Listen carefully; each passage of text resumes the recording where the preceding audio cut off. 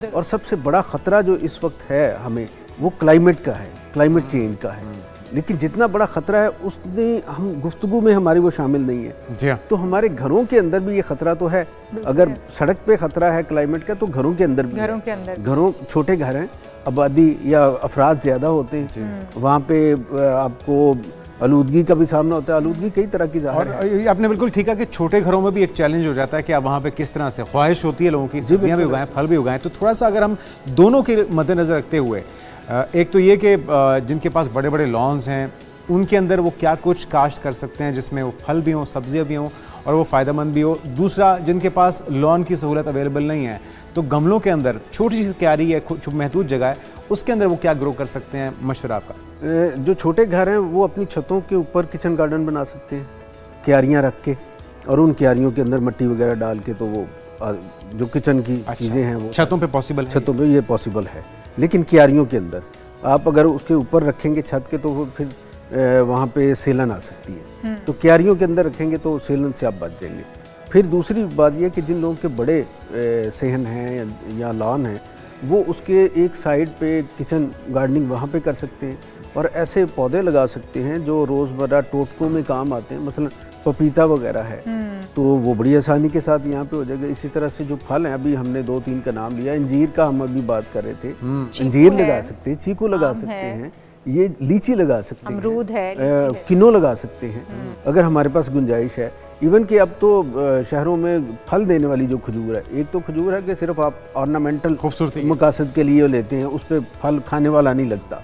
एक खजूर है जिसपे इंसानी कंजम्पशन वाला फल लगता है। अच्छा, वो कौन सी खजूर है? ये मिल जाती है, ढक्की की खजूर मिल जाती है, डेराइस में, जो हमारे सिंध में लगी हुई है काफ़ी। जी, सिंध में भी काफ़ी सारी वैरायटीज़ हैं।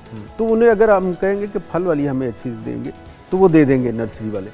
तो वो वाली खजूर जो है वो आप लगा सकते। उसके लिए तैयार हमें पौधा चाहिए होगा बड़े साइज़ का, या अगर छोटे से भी हम शुरू करें उसमें तो काफ़ी टाइम लग जाएगा।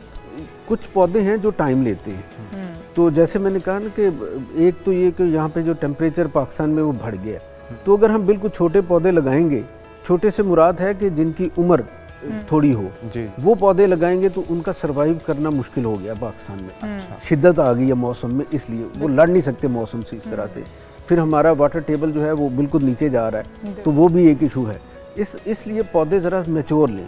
वो थोड़े से महंगे मिल सकते हैं, लेकिन ये है कि उनके रेशो जो है सरवाइव करने की वो ज़्यादा है। तो ये पौधे लेते वक्त हमें ज़रूर देखना चाहिए। और मेरा ये ख्याल है कि जहाँ पे हम खुली जगहों पे, पार्कों में साए वाले पौधे लगाएं और छोटे फल वाले लगाएं। इसी तरह घरों के अंदर भी हम वो वाले पौधे लगाएं जो घर के इस्तेमाल में चीज़ें आती हैं, या बच्चों को हम दिखा सकें कि ये चीज़ें हमारे माहौल की हैं, हमारे अपने पौधे हैं, अपने फल हैं। और हमें अशरफ साहब अपने बच्चों को भी तो इस तरफ राग़िब करना होगा। मैं अपने बच्चों को इसमें बड़ा इन्वॉल्व करती हूँ कि पौधे लगाने हैं। अब वो पौधे, उनको पता है कि इनको पानी हम देंगे तो ये ग्रो करेंगे, ये कब फल देंगे, और वो डेली सुबह उठ के देखते होते हैं इसने कितना फल दे दिया, ये कितना बड़ा हो गया। उन्होंने तो इंची टेप रखी हुई है चेक करने के लिए।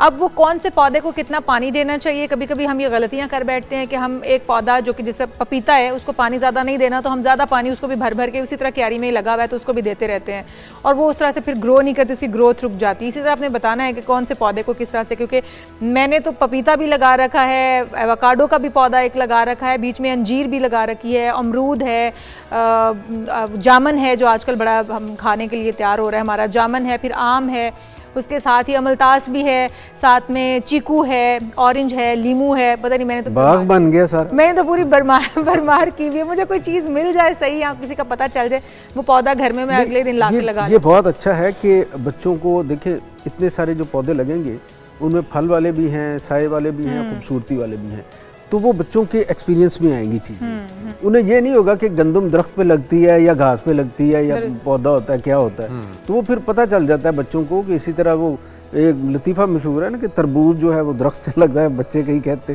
तो वो तो बेल है, ज़ाहिर है ज़मीन पे। तो हमें ये अपने बच्चों को भी उन्हें सिखाने के लिए कि हम जिस ज़मीन पे रहते हैं उस ज़मीन की जो एग्रीकल्चर है वो इस तरह से है, हार्टिकल्चर इस तरह से है, उसकी फॉलिएज इस तरह की है, तो वो सारी उनके तजर्बे में हम, ऐसा तो ज़ाहिर है हम शहरों में आ गए हैं, हम लोग देहात से काफ़ी तरह कट गए हम, हमारे बच्चे भी अपना ज़िंदगी यहीं पे गुजारते हैं टाइम मोस्टली। तो जब उनके एक्सपीरियंस में ये चीज़ें आएंगी तो एक पुख्ता नॉलेज अपनी ज़मीन का भी उनके आएगा, और फिर जाहिर है वो जब बड़े होंगे तो उन्हें उसी तरह का माहौल बनाने का शौक़ होगा जो उन्हें अपने बचपन में देखा है।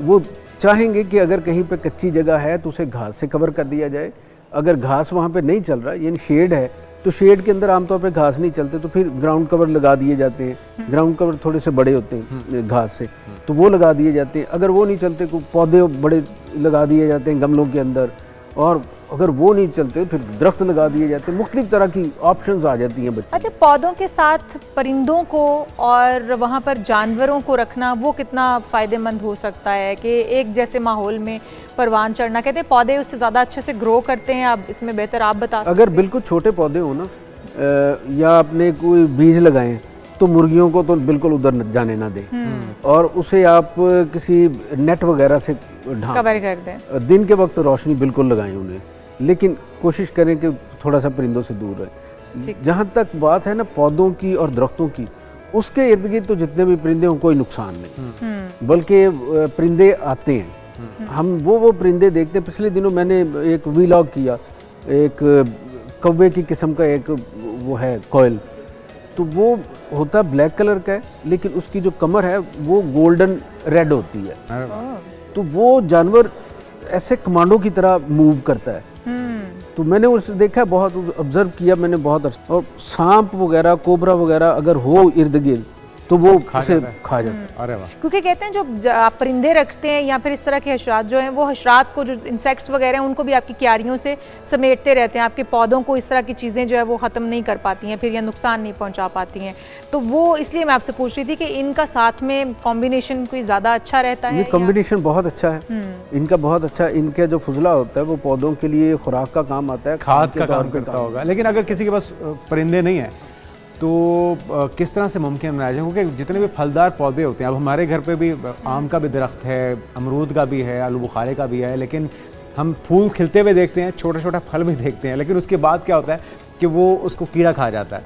तो ख़ास किस्म की खाद को, ख़ास किस्म का स्प्रे उसके लिए रिक्वायर्ड होगा। क्या मशवरा आपका? जो फल वाला है ना उसमें पोटाशियम और फास्फेट जो है ना वो उसके लिए चाहिए होती है। अगर पौधे की ग्रोथ वेजिटेशन की शक्ल यानी पत्तों की शक्ल में नहीं हो रही तो फिर उसे नाइट्रोजन देनी चाहिए। अच्छा, ये चीज़ें स्प्रे की सूरत में या खाद की सूरत में? नहीं, खाद की शक्ल में मिल जाती है, थोड़ी सी आप खाद डालें उसके बाद। और अगर आपको ये चीज़ें नहीं अवेलेबल हो रही तो फिर गोबर जो है वो इस्तेमाल किया जा सकता है। गोबर भी इस तरह से कि वो कच्चा ना हो, यानी फंगस लगी ना, हाँ वो ना हो, उससे तो बीमारियां आ जाएंगी। अच्छी तरह खुश्क गोबर जो है, अच्छी तरह खुश्क वो गोबर आप थोड़ा सा डालें। और आम तौर पे जो खादें होती हैं इसका सीज़न कहा जाता है कि सर्दियां होती हैं, सर्दियों के आगाज़ में या सही वक्त सर्दी ये होता है, तो वो उस वक्त आप डालें। बाहर के मौसम में फिर उसका रिजल्ट आता है, फल मिलेगा, फल ज़्यादा आते हैं उस पर, ज़ाहिर फूल बनेंगे फिर फल आएगा।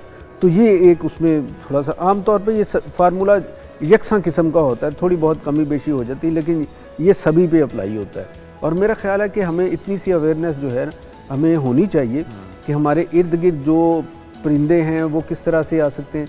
अब मैंने कई दिन से एक ला के ना कनाली, उसके अंदर वो अंदर बॉल एक होता है पानी वाला, तो मैंने कहा ये अब लोग परिंदे गर्मी है तो उन्हें पानी नहीं मिलता, तो ला के मैंने वो छत पे रखा।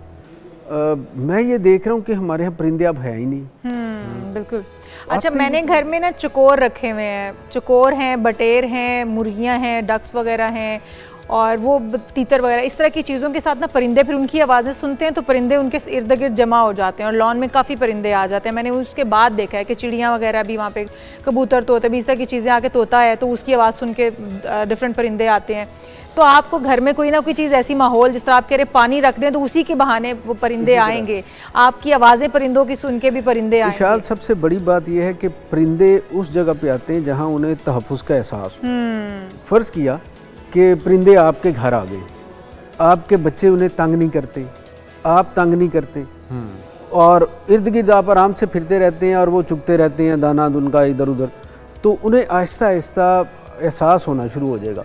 वो फिर दूसरे परिंदों को भी लाएंगे वहाँ पे, और परिंदे हमेशा उसी जगह पे जाते हैं। मैंने ये बहुत तजुर्बा किया, परिंदे उसी जगह पे जाते हैं जहाँ पे तहफ़्फ़ुज़ हो, उसी पेड़ पे वो जाएंगे जहाँ पे उन्हें तहफ़्फ़ुज़ हो। उन्हें लगे कि ये आंधी आई तो टूटेगा नहीं, उस पेड़ पे वो घोंसला बनाएंगे। अगर कच्ची लकड़ी वाला है वहाँ पे वो घोंसला नहीं बनाएंगे। तो ये सारी चीज़ें उनकी इंस्टिंक्ट में होती हैं। तो हमें ये चाहिए कि हम पौधों की सिलेक्शन करते अपने घर को देखते हुए, अपने माहौल को देखते हुए, अपनी ज़रूरत को देखते हुए उन चीज़ों को फिर सिलेक्ट करें और अपने इर्द गिर्द को ग्रीन ज़रूर बनाएं। इससे ना सिर्फ हमारी ज़िंदगी हेल्दी होगी, ऑक्सीजन होगी, प्योरीफाई होगी, जो माहौल है वो होगा। इसके साथ साथ हमारे ऊपर जो डिपेंडेंट हैं मखलूक़ात, जिसमें कुछ कीड़े हैं, परिंदे हैं, जानवर हैं, उनकी ज़िंदगी भी आसान होगी।